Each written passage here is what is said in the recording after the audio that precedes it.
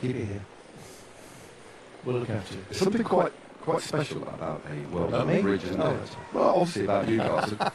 A young Tadej Pogacar on the right-hand side in the red jersey. Just being overtaken on that little bike path. Lots of good bike paths here. Absolutely. Got one-way system as well. So you've got 2 lanes on the right and 2 lanes on the other side. Do you know, they haven't named this bridge. It's slightly remiss. Normally, we do get on the UAE Tour, actually all of the RCS events, a very good road book. They do. A lot of information to pass across to you folks at home. But unfortunately, we don't have that bridge to hand. I might have to do a Google Maps deep dive. I'm certain it's Foster and Partners, but somebody will write in and say, you're absolutely wrong. Anyway, there we are. Matt's just singing for his supper at the moment. You're right. Back to his knee. Just hit the knee on the strut underneath it. You did very well at holding that in, because that looked like it hurt. But anyway, I tell you what, I'll carry for a minute. Kilometre 0 coming up. Poor man. I really did clap the knee. It's the same sort of pain you get when you hit your knee on the handlebars. Have you ever seen Munch's The Scream? It's a bit like that. You know, you can't get sound off the painting either, but that's what I'm looking at, right? Here we go. Time to get ourselves off and underway. And greetings to those of you who have just joined us for Full Flag to Line here at Daily Company.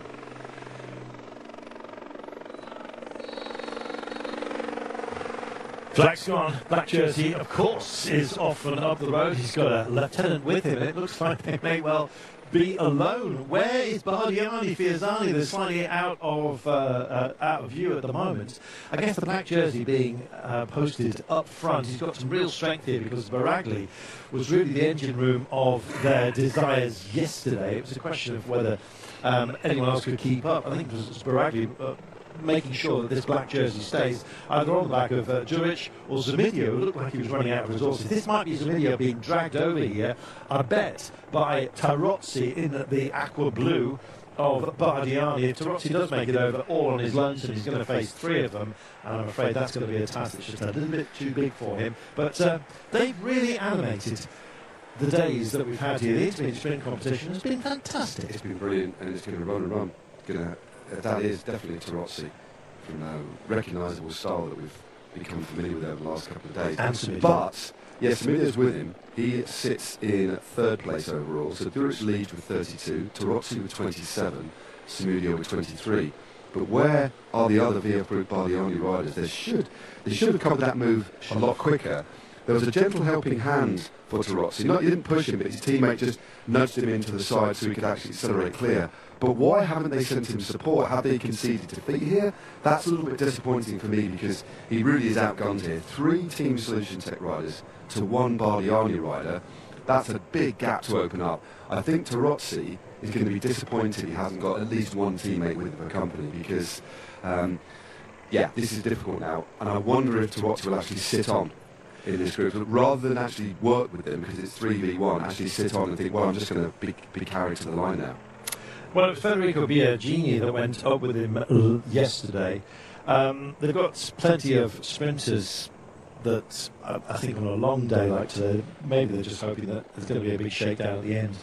And maybe the likes of Zoncanello and Pinazzi, Conforti, Fiorelli have got other plans today, and it's not about the black jersey. It's a difficult thing to muster against, especially when you see that sort of strength. And to my mind, anyway, one of the strongest riders when we have had a breakaway, in terms of the management of it, has been Christian Baragli. He's been the thought process, he's been the brain behind it, essentially, because he's the one that's always relaying, cajoling, encouraging, forming a battle plan within the breakaway, and he has guided the actual wearer of the black jersey and the leader of that competition, Duric, into that position. And here he's pacing us, Baragli, today. He's been terrific, though he's never worn the black jersey himself. Exactly, no, and he's by far and away the most experienced riders in the team. Very strong as well. A Grand Tour stage winner a few years back. Been a bit of a journeyman in terms of the teams he's been in. Look at Doric face, he was like, oh, I'm here again. Yeah, I mean, he actually rode really well yesterday. He took the 2nd intermediate sprint. He's a little bit misplaced for the first sprint that was won by Tadej Pogacar. but him and his mate Samudio on screen now. Came up close to score a couple of points, but I don't think we'll see Tarozzi riding, or at least if he does, it won't be very often.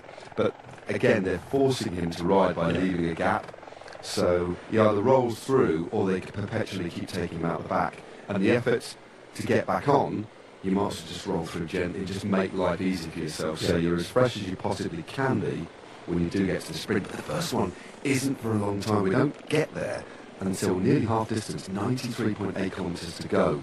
So we've got the best part, 70 k's to the first sprint. Capital Gate.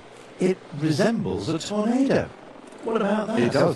That's amazing. That's actually quite beautiful. I know you're not a big fan of the glass, but I actually think it's a beautiful, organic piece of architecture inspired by nature. There we are. We're both at peace with this one. And quite frankly, I want to be at peace with that pool, though. Blimey, that's a bit near the edge for me. It's a bit stuck on, isn't it? But anyway, Matt's sunlight. Oh, look, you kicked off your pink slippers. There we are. I quite like the look of that Kermit chaise. That'd be me. Meanwhile, it can get punishingly hot, and really the best time of day is actually early morning, or indeed early evening, where you can just enjoy the slightly cooler temperatures when the punishing heat of the day just ebbs a little bit. But it really is a lovely part of the world, I've got to tell you. Here's Jasper Philipson. Didn't really work out for him yesterday, I'm afraid. He was one of those caught out by the crashes. Sustained them.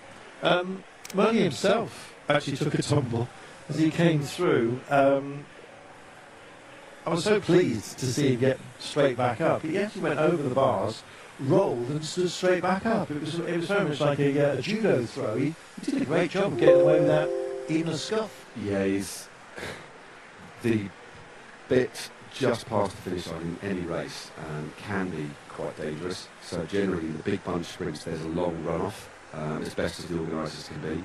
Although the riders, when you look at quite a lot of sprint photography, there's still images as they cross the line that are already starting braking. Because they have to, you've got the photographers that are generally on the right hand side at an angle, so the riders immediately have to start deviating generally to the right as they finish. That's generally where the photographers will be. And then there's a bit of a runoff, but sometimes you'll just get either a dead end and almost the riders have to skid to a halt. On this occasion there was a little left-hander and there were a lot of people milling about, and Malia nearly went to the side of the car, clipped somebody, don't know who it was, but clipped them, and as you say, more luck than judgment potentially, just did a forward roll and was back up on his feet. But that could have been, we've seen riders break collarbones in that situation. I think one of the most famous ones of recent years was the runoff after a Vuelta stage, wasn't it, when Remco Evenepoel had a nasty crash into the barriers, or was it Vuelta Algarve, I think, one of those races where he won the stage, I think, ran off and went straight to the barriers and crashed. It was quite nasty, yeah.